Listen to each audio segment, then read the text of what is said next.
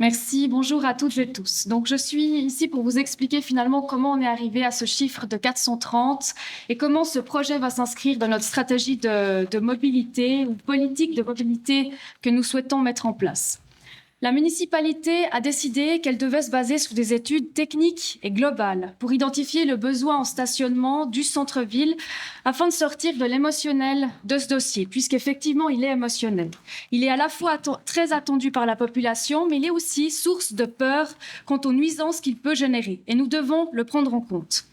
La municipalité est tenue de présenter un dossier complet, techniquement solide, à son conseil communal, à la population, afin qu'il puisse être conforme aux procédures d'autorisation qui sont exigées par les instances supérieures.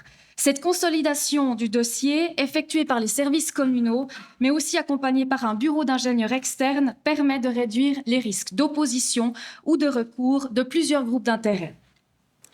Voilà, passé cet élément formel, maintenant on va rentrer un petit peu plus dans l'historique. Conformément à la dernière communication officielle de la ville, qui est datée de 4 juillet 2022, la municipalité faisait déjà mention des éléments du dossier d'examen préalable qui étaient jugés non conformes.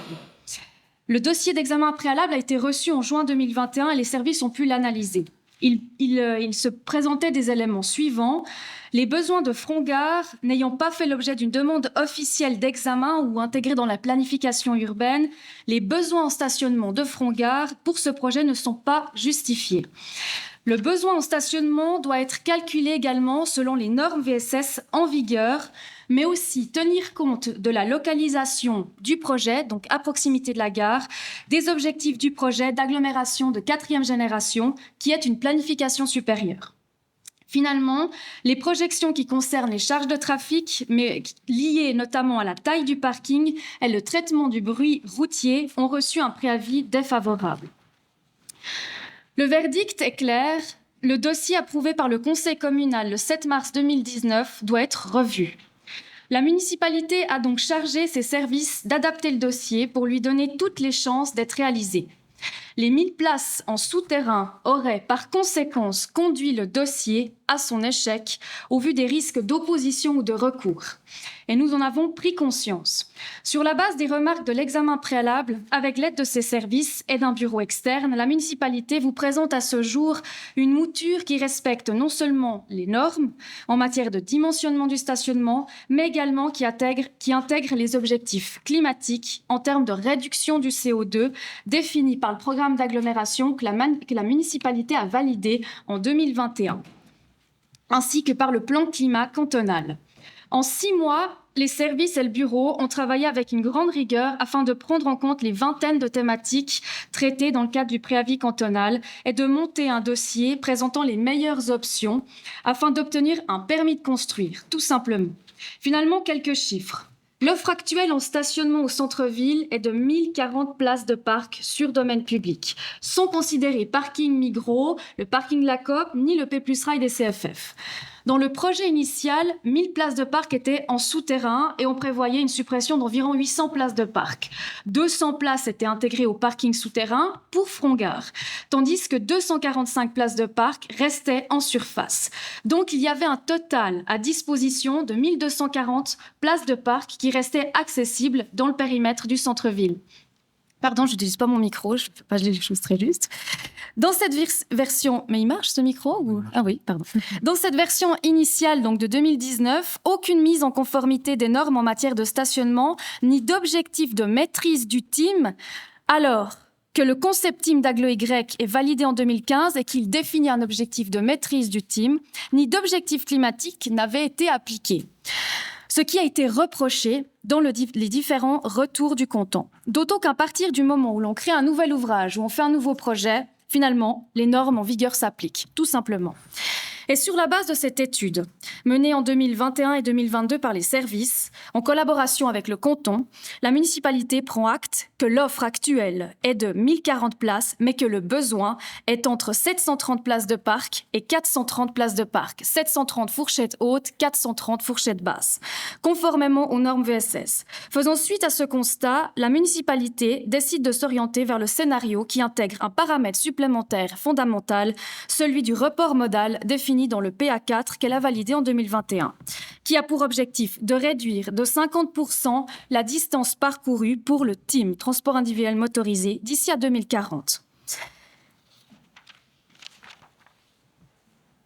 Au vu de ces éléments, la municipalité considère et reconnaît ainsi les éléments suivants. L'indépendance des dossiers, des besoins du centre-ville et des besoins de Front-Gare. Une analyse des besoins en fonction des affectations du centre-ville. Une prise en compte de la fourchette haute à l'horizon 2030-2035 afin d'accompagner ce report modal. La prise en compte de la fourchette basse de la norme à l'horizon 2040 et 2050 afin de répondre aux objectifs climatiques. L'intégration des enjeux en termes de végétalisation afin de lutter contre les îlots de chaleur. Le maintien en surface des places de livraison et des personnes à mobilité réduite. La prise en compte des besoins pour les deux roues, motos et vélos.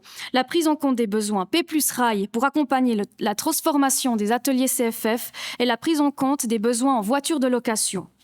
Avec la création de 430 places de parc en souterrain, 2 horizons ont donc été définis à la mise en service. À la mise en service, 310 places de parc devront être supprimées en regard des normes VSS pour le dimensionnement du stationnement. À la mise en service, 330 places de parc seront reportées en souterrain, ce qui signifie qu'en surface seront à disposition des usagères et des usagers encore 400 places de parc sur le domaine public. Au total, l'offre en stationnement à l'horizon de la mise en service, donc 2030 et 2035, sera de 730 places de parc. À l'horizon 2040-2050, les 400 places de parc restantes laisseront leur place, libéreront le domaine public pour des espaces verts, des parcs publics, des aménagements paysagers, des zones piétonnes et commerçantes. Le centre-ville se dotera alors de ces 430 places de parc dans le parking souterrain. Le projet tel qu'il est présenté est, comme l'a dit Monsieur le syndic, un hub de mobilité qui intègre différents usagers. On prend en gros le minimum des normes VSS et le maximum fixé par les objectifs climatiques et on tombe sur ces 430, si vous voulez résumer. Donc finalement, on a un hub de mobilité pour les habitants, les résidents, les habitants, les visiteurs et les travailleurs du centre-ville, pour les pendulaires en lien avec le parking, le P+ rail des CFF et pour les usagers et usagères des voitures de location. À cela s'ajouteront 160 places scooters, motos, en souterrain, dans un endroit sécurisé, et 1000 places vélos qui seront également ajoutées pour une vélostation. La municipalité souhaite avancer dans ce processus avec les partenaires actuels qui nous ont régulièrement suivis et qui vont réétudier le projet selon ces éléments. Le projet, cet ouvrage s'intègre pleinement dans une stratégie de mobilité durable que le Conseil communal a acceptée le 11 août dernier. La stratégie de mobilité prendra en compte ce hub comme une donnée de base qui sera coordonnée avec les projets annexes, notamment le réaménagement de la rue des Remparts, la rue de la Plaine, le quai de l'Ancienne Douane et toutes les rues sur lesquelles il est désormais possible de rêver à d'autres aménagements. Ce choix politique, effectivement, mais basé sur des études techniques, nous conduit aujourd'hui vers une prise en compte sérieuse et concrète des changements de paradigme et de comportement. Le contexte de mobilité, l'offre en transport, les comportements des usagers et usagères en ville d'Yverdon-les-Bains sont en évolution depuis quelques années et il est de la responsabilité de la municipalité de mettre en place des politiques publiques orientées vers des projets respectueux de l'environnement, répondant aux besoins de la population et s'intégrant dans une planification financière saine et maîtrisée. À l'échelle du territoire vaudois, la mobilité représente plus de 40% des émissions de gaz à effet de serre, dont l'essentiel provient de la mobilité individuelle motorisée. En une année, la ville a traversé plusieurs événements climatiques extrêmes. Les inondations de l'été 2021 ont été contrastées avec la forte sécheresse de cet été. Autant d'événements documentés, objectivés, qui démontrent que nous devons accueillir le changement comme une opportunité, qui démontre que nous devons augmenter la résilience environnementale de notre territoire. Les résultats de la stratégie de végétalisation menée par la ville sont clairs. La place d'Armes, le centre historique, les ateliers CFF, le collège des Rives ou d'autres surfaces bétonnées créent des îlots de chaleur dont les températures peuvent parfois augmenter de 8 degrés supplémentaires. Et une des mesures qui permettent d'augmenter notre résilience au réchauffement climatique, c'est tout simplement de planter des arbres majeurs qui ont suffisamment de place pour leur système racinaire, qui puissent absorber une partie du CO2, qui puissent améliorer la qualité d'infiltration des eaux et accueillir la biodiversité. son contexte. Et j'aurais fini avec cela. Le but d'une collectivité publique n'est pas de forcer un projet à être le plus rentable possible, ni de l'arrêter parce qu'il y a des crises environnementales. Notre rôle aujourd'hui, c'est de vous présenter un projet raisonnable et responsable qui nous semble avoir le plus de chances de surpasser les prochaines étapes, de répondre à la fois aux besoins des commerçants, des commerçantes, des habitants, des visiteurs, dans le but que les expériences du passé puissent servir aux générations futures. Et je laisserai ma collègue Carmen Tanner vous expliquer les formes de cette vision future. Je vous remercie.